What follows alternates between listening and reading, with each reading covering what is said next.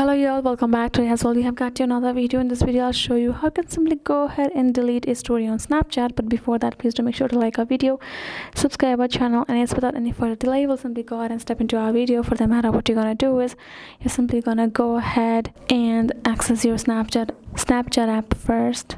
Go ahead, tap on it. Now once you open your Snapchat, let's go ahead, simply make a story for yourself. Once we have made our story, if you tap on this story option, the story is now added. We can go ahead, tap on our profile, and we can see our story is over here, right?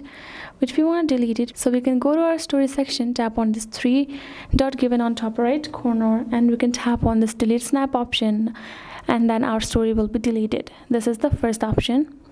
Now the second is going to this section, tapping on your story like that, and then you will find this kind of a story given below, including the time.